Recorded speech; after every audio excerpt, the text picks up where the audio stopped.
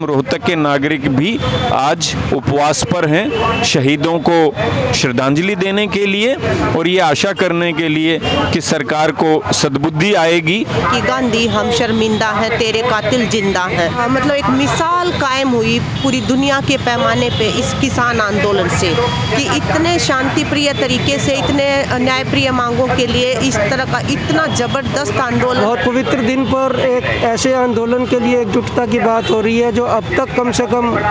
हम देख ही रहे हैं कि बहुत ही अहिंसक तरीके से चला।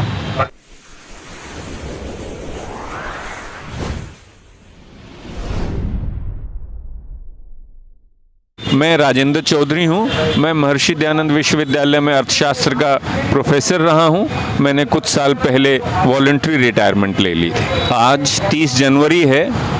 ये शहीदी दिवस है, गांधी जी के हत्या का दिन भी है और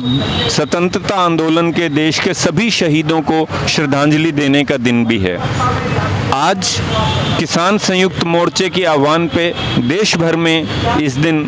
उपवास किया जा रहा है। हम हरियाणा के नागरिक, रोहतक के नागरिक मुझे कहना चाहिए, हम रोहतक के नागरिक भी आज उपवास पर हैं शहीदों को श्रद्धांजलि देने के लिए और ये आशा करने के लिए कि सरकार को सद्बुद्धि आएगी और वो किसानों की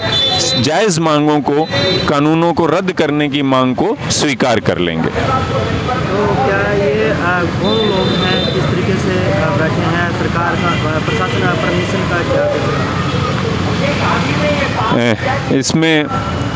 सभी किस्म के लोग हैं, महिलाएं हैं, नौजवान हैं, बुजुर्ग हैं, सेवानिवृत्त लोग हैं, एक्स फौजी भी हैं, अध्यापक हैं, डॉक्टर हैं। ये एक सार्वजनिक है, किसी एक संगठन की तरफ से नहीं है,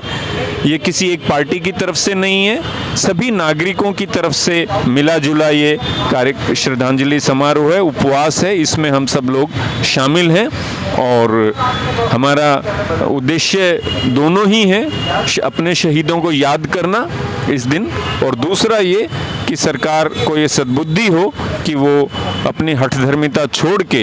जब वो कानूनों में हर किस्म का बदलाव करने को तैयार है तो कानून रद्द करने की मांग मानने में उन्हें क्या परेशानी है। मेरा नाम जगमती सांगवान, मैं अखिल भारतीय जनवादी महिला समिति की राष्ट्रीय उपाध्यक्ष हूँ और आज जो ये रोहतक शहर के बापू पार्क में ये प्रोग्राम आयोजित किया जा रहा है, ये संयुक्त किसान मोर्चा के आह्वान पे किया जा रहा है क्योंकि आज गांधी जी का बलिदान दिवस है और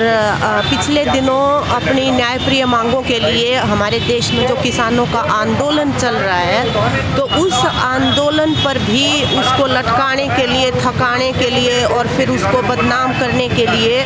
वही ताकतें फिर से देश में सिर उठा रही हैं जिन्होंने गांधी जी की जान ली थी हमारे यहाँ पे। और बहुत बार यहाँ पे लोग ये नारा भी लगाते हैं कि गांधी हम शर्मिंदा हैं, तेरे कातिल जिंदा हैं। जिंदा का मतलब वो जो पुरातन पंथी जो विचार हैं वो जिंदा है एक तरह से, जो अमीरों के हक में जाते हैं और जो कमाने खाने वाले डिप्राइव्ड सेक्शंस हैं हमारी सोसाइटी के, तो उनके खिलाफ जाते हैं। आज देश के अंदर मतलब एक मिसाल कायम हुई पूरी दुनिया के पैमाने पे इस किसान आंदोलन से कि इतने शांतिप्रिय तरीके से, इतने न्यायप्रिय मांगों के लिए इस तरह का इतना ज़बरदस्त आंदोलन पूरी दुनिया में नहीं देखने को मिलता। और उस आंदोलन को भी जब 26 जनवरी को गणतंत्र दिवस मना रहे थे तो यहाँ पे हमारे देश में जो बीजेपी की जो सत्ताधारी सरकार है उनकी मिली भगत से यहाँ पे कुछ ऐसे तत्व जो असामाजिक तत्व हैं और जो मतलब हमारे गणतंत्र और संविधान की मान सम्मान करना नहीं जानते, तो ये सरकार ने उनके साथ मिली भगत करके एक तरह से इस आंदोलन को बदनाम करने की कोशिशें की और लाल किले के ऊपर एक ऐसा झंडा फहरवाया हमारे तिरंगे के साथ में, जो वैसे बहुत सम्मानित खालसा का झंडा है वो, लेकिन इस मौके के ऊपर इस जगह पे वो बात नहीं होनी चाहिए थी। तो ये मतलब सामने आई एक घिनौनी हरकत हमारी सत्ता की मिली भगत के साथ है। उसके बाद पूरा जो लांछन है वो संयुक्त किसान मोर्चा और उनके आंदोलन पे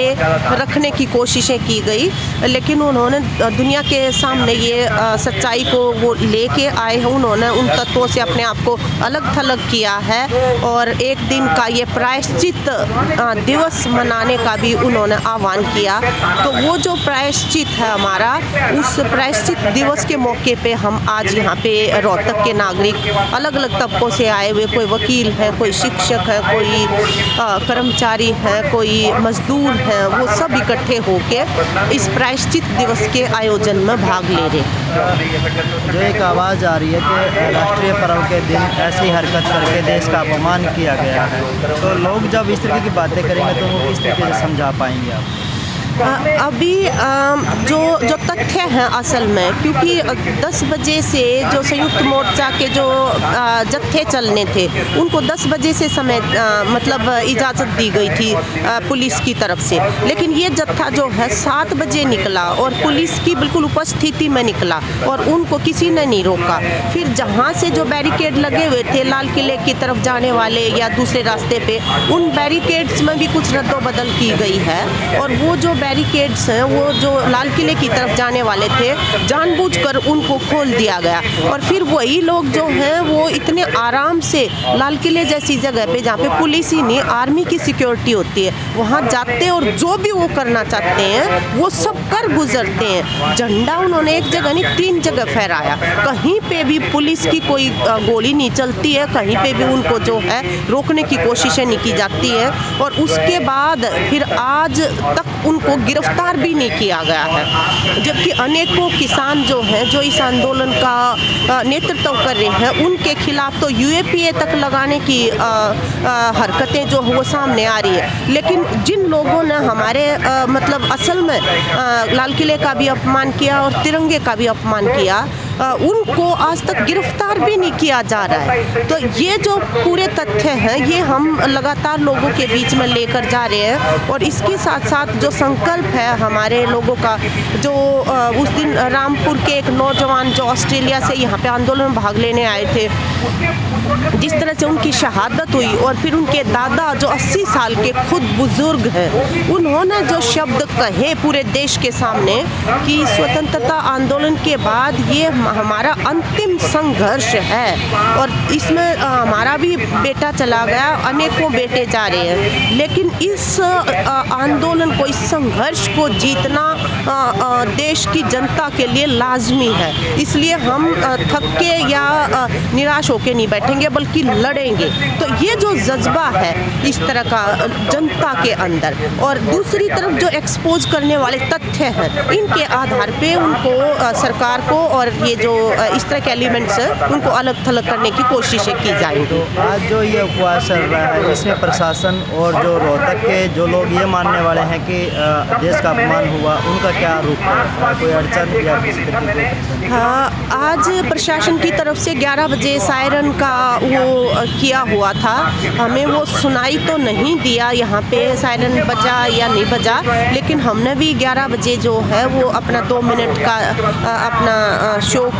व्यक्त किया जिस तरह की घटनाएं घट रही हैं और गांधी जी की जिस तरह से निर्मम हत्या की गई थी। और अभी हम शांतिपूर्ण तरीके से अपना ये प्रोग्राम जो है वो चला रहे हैं जिसमें गांधी जी की विरासत अनेकों लोगों के द्वारा साझी की जा रही है, जिसको हमें आज आगे बढ़ाना है। इधर उधर सीआईडी और प्रशासन के जो लोग हैं वो घूम रहे हैं, लेकिन हम शांतिपूर्ण तरीके से अपना प्रोग्राम करें तो हमें कोई किसी तरह का भय या डर नहीं है इसमें। आपका नाम? मेरा नाम रमणीक मोहन है और आज यहाँ रोहतक में बापू पार्क, जिसे डी पार्क भी कहा जाता है, महात्मा गांधी की प्रतिमा के पास हम लोग इकट्ठा हुए हैं। 30 जनवरी उनकी शहादत दिवस जो सभी शहीदों को याद करने का दिन भी है और उपवास 10 बजे से 5 बजे तक यहाँ चल रहा है और इसके साथ ही किसानों की जो आंदोलन चल रहा है उसके साथ एकजुटता के लिए भी हम लोग इकट्ठा हुए हैं यहाँ। और बहुत पवित्र दिन पर एक ऐसे आंदोलन के लिए एकजुटता की बात हो रही है जो अब तक कम से कम हम देख ही रहे हैं कि बहुत ही अहिंसक तरीके से चला। और आज उन्होंने कॉल भी दी है। इसका मतलब ये है कि गांधी के दिए हुए सिद्धांत पर चलने का एक आत्मसात करते हुए उसको कोशिश करना, आत्मसात करने की और उसके साथ आगे बढ़ना, आंदोलन को लेके जाना। आपने कहा कि हम किसानों के समर्थन में उपवास कर रहे हैं, परंतु किसानों को तो आज देशद्रोही कहा जा रहा है जिस तरीके से। जी देखिए, जो 3 कानून लाए गए हैं उन तीनों कानूनों को अगर आप पढ़ते हैं तो मेरा मानना यह है कि वो केवल किसान विरोधी नहीं, वो तो नागरिक के तौर पर, उपभोक्ता के तौर पर अगर हम देखेंगे तो वो हमारे भी खिलाफ जाते हैं। और इसमें कोई देश विरोधी बात वो नहीं कर रहे हैं। जिसके लिए कानून बना उसको अगर ये महसूस हो रहा है कि ये मेरे लिए ठीक नहीं है तो ये उनका एक लोकतांत्रिक अधिकार है कि वो उसके विरुद्ध अपनी बात रखने की कोशिश करें, और यही वो कर रहे हैं। और अब से पहले किसानों की तरफ से किसी तरह का कोई हिंसा का कार्य हुआ हो, 26 जनवरी की बात जो हुई है वो भी एक, उसको मैं अपवाद इस रूप में मानता हूँ कि वो उससे किनारा कशी पहले से ही कर ली है।